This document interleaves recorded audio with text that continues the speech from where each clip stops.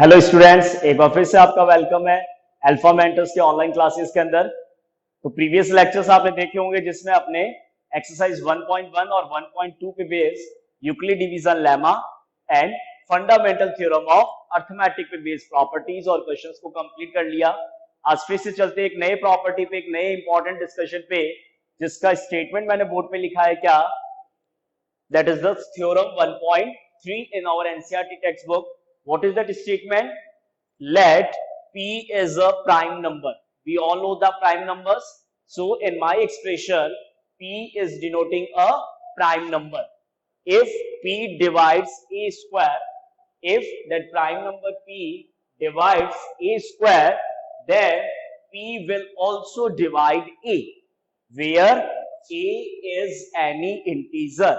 What is that means? That if any prime numbers divide the square of the number, if any prime divides the square of the number, so that prime will divide the number also. What is that means? For example, if I write expression a square is equal to 2b square. For example, if I am writing the expression a square is equal to 2b square. After that, if no value is there, that means what is the remainder? Remainder value is 0. And how to write the Euclid? We write the Euclid as a equal to bq plus r. आप सबको सिखाया गया था Euclid's को कैसे लिखते हैं. a is equal to bq plus r. Now compared with the help of the Euclid, if r value is not there, that means remainder value is 0. Now if the remainder value is 0, what is that means?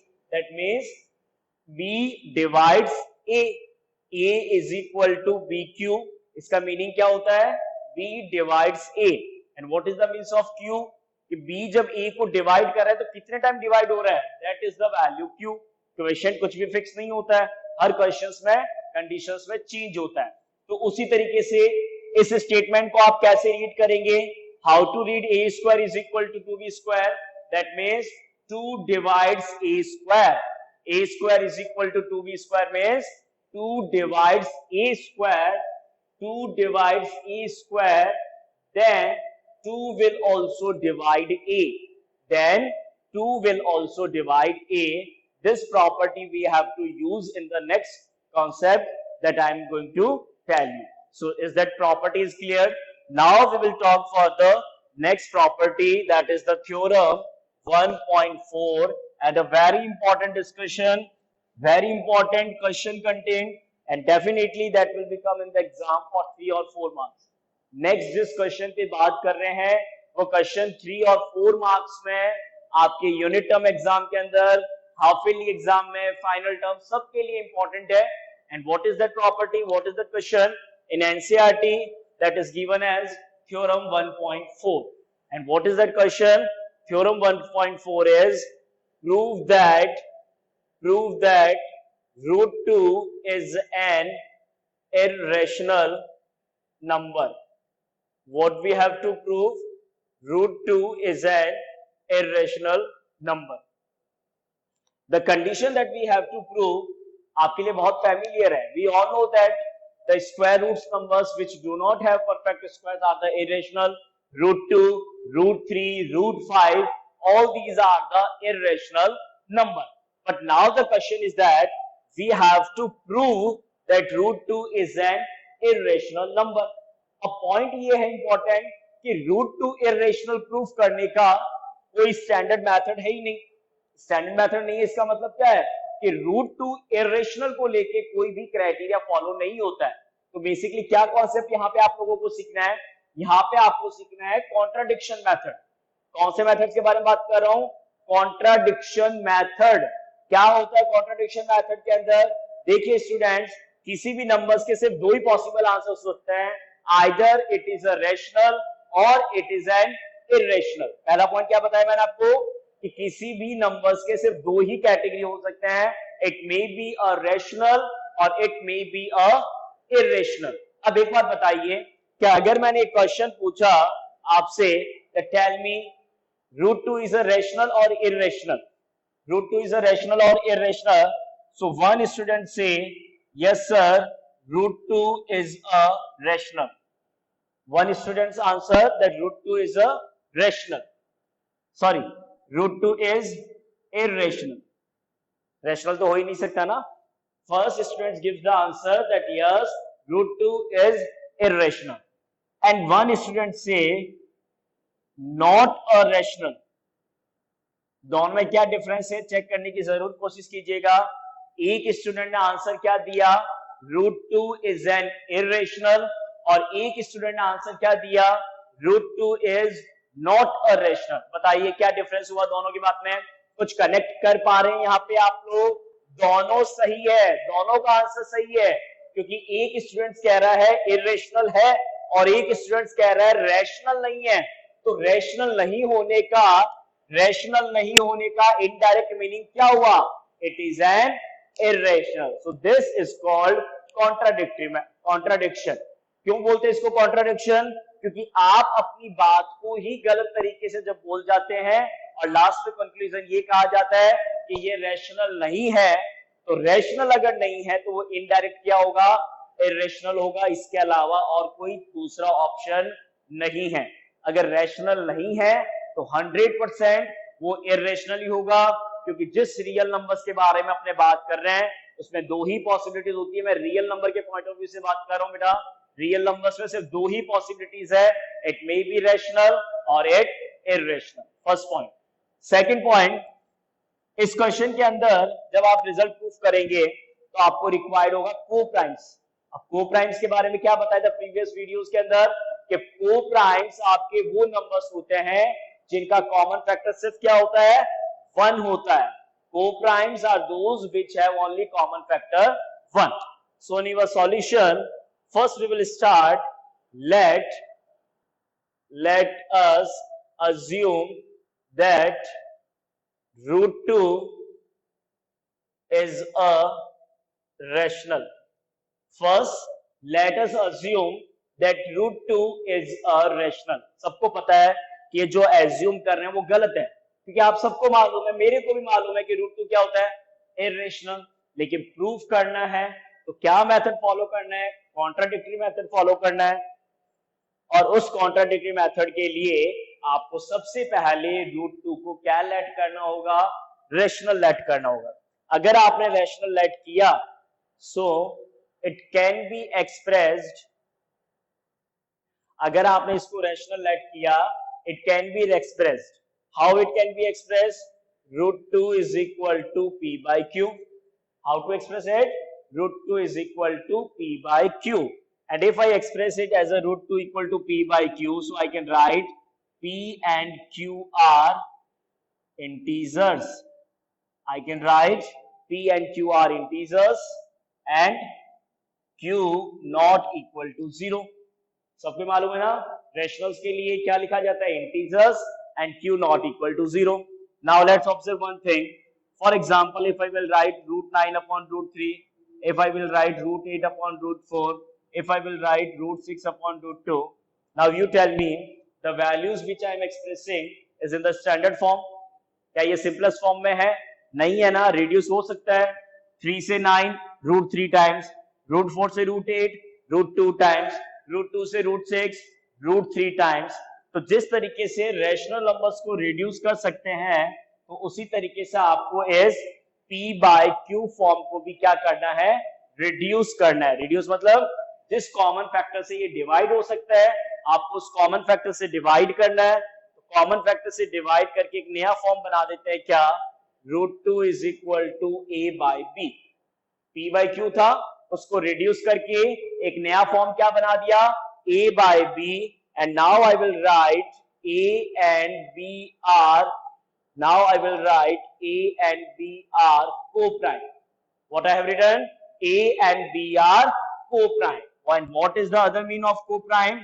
That A and B HCF is equal to 1. What is the means of common factor? 1. कि उनका जो HCF है वो 1 होगा, इसलिए उनको क्या बोलते हैं, co-prime. That means वो 1 के अलावा किसी भी और से रिड्यूस नहीं हो सकते. 1 is only the common factor in A and B. A और B का सिर्फ एक ही कॉमन फैक्टर है और वो कौन है, 1 है. ये कंडीशन आपने लेट करके रिड्यूस करके बनाए. Clear? Now from this step what we will do, now from this step we will perform the cross multiply. सबको नॉलेज है क्रॉस मल्टीप्लाई का. कैलकुलेशन को आगे बढ़ाते हैं, कैसे करना है. क्रॉस मल्टीप्लाई कीजिए, आइए मेरे साथ में फटाफट से इन्वॉल्व होइए. 1 multiply A, what to write, A. Root 2 multiply B, what to write, root 2 B. A multiply 1, A. On the other side, root 2 multiply B, root 2B. Now what to do here? Now we will do squaring. Now what we will do? Squaring on both sides. What we have to do? Squaring on both sides. Let's do the square on both sides. What to write? What is the square of A? मालूम तो है ना सबको? What is the square of A? Very good. A square. And what is the square of root 2b? What is the square of root 2b? That is 2b square. क्योंकि root 2 का square 2 और b का square b square. So after squaring, what the expression we got? A square is equal to 2b square. क्या है expression? A square is equal to 2b square. Now before starting this question, how to read this statement? What I told you to read the statement, that according to Euclid we will say 2 is a prime number which divides a square. 2 एक prime number है जो किसको divide कर रहा है? a square को. क्यों divide कर रहा है स्क्वायर को? क्योंकि इसके साथ रिमाइंडर वैल्यू कितना है स्टूडेंट्स? 0 है. लिखने की जरूरत नहीं है, सिर्फ आपके एक्सप्लेनेशन के लिए. So this is equation number 1 and I'm writing here since 2 divides a square. Can I write or not? Yes, I can write 2 divides a square. Therefore 2 will divide a, and by which property? By theorem 1.3. Am I right? Theorem 1.3 इस session के starting में आपको बताया था, इस lecture के starting के अंदर, कि कोई भी प्राइम अगर किसी स्क्वायर ऑफ नंबर को डिवाइड कर रहा है, so that prime will divides A by using the property 1.3. Exam में आपको ये नहीं लिखना है, ये सिर्फ अभी आपके रेफरेंस के लिए कि किस प्रॉपर्टी का यूज किया है, so that you can say by the theorem 1.3. Is it clear students? Now tell me one thing.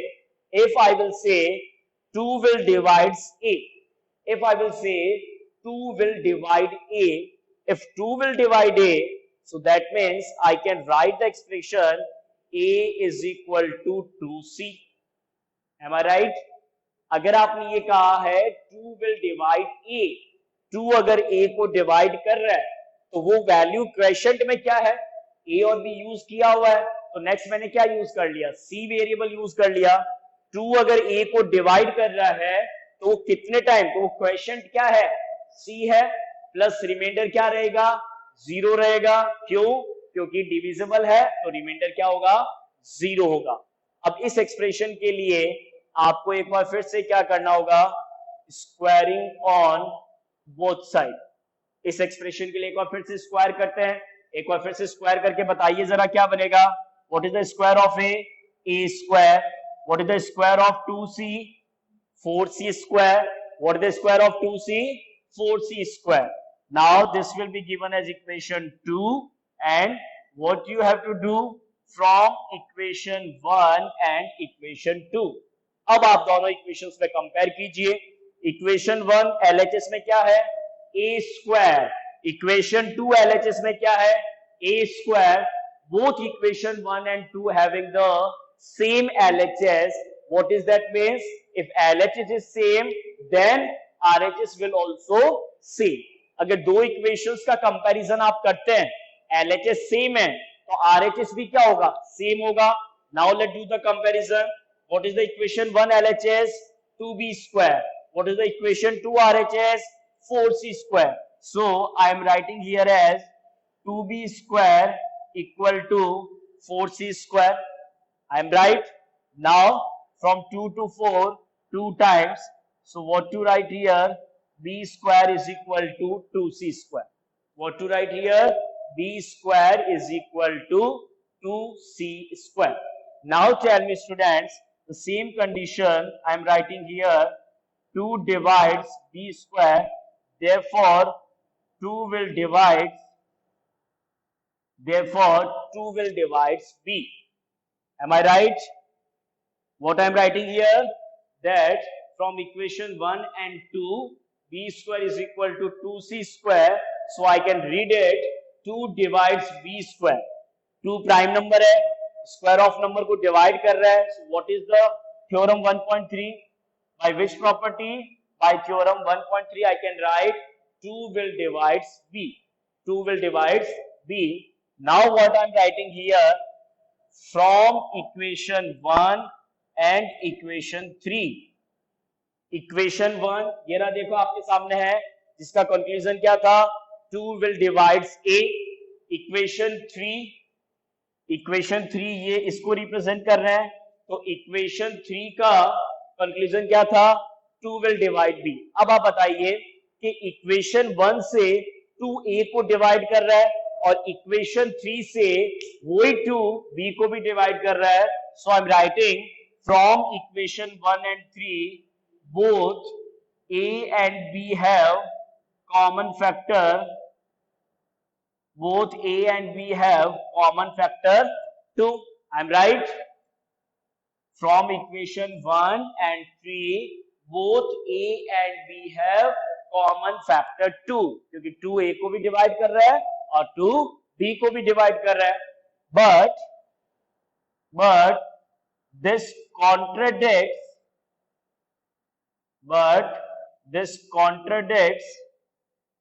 the fact that a and b have only common factor, that is 1. What I have written, both a and b have common factor 2.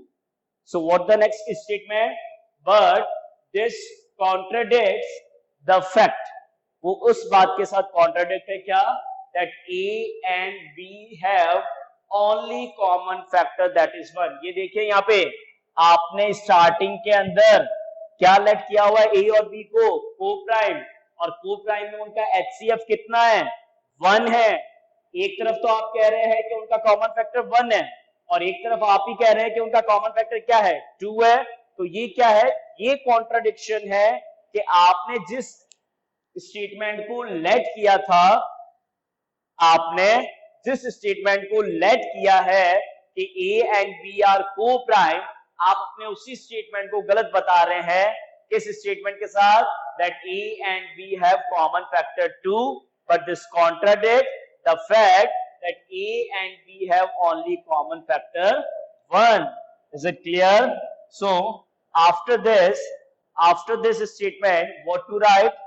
This we will write this contradiction. What we have to write here, we will write this contradiction has arise. This contradiction has arise because of our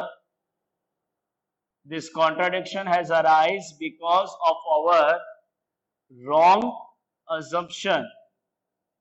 Because of our wrong assumption. And what is that wrong assumption? That root 2 is a rational. Is it clear to you? This contradiction क्यों हुआ है contradiction, बताइए. क्योंकि this contradiction has arise because of our wrong assumption that root 2 is a rational. आपने starting में जो late किया था कि root 2 rational है, ये wrong assumption है, इस वजह से contradiction हुआ था. So what the final statement? Hence root 2 is an irrational. So that is a complete proof. To prove any square root number which is not having perfect square is an irrational number. तो ये complete solution है. अच्छे से इसको screenshot ले लीजिएगा, अच्छे से वीडियोस को पॉज करके सॉल्यूशंस को नोट कीजिएगा. डिटेल में आपके लिए पूरा 1 to 1 मैंने स्टेटमेंट लिखा है. हर बुक्स के अंदर, हर नोट्स में कुछ ना कुछ चेंज होता है, तो अच्छे से इसको समझिए, इसको कॉपी में नोट्स में अच्छे से लिखिए, और सिमिलरली इसी के सिमिलर आप किसका प्रैक्टिस कीजिए, √3, √5।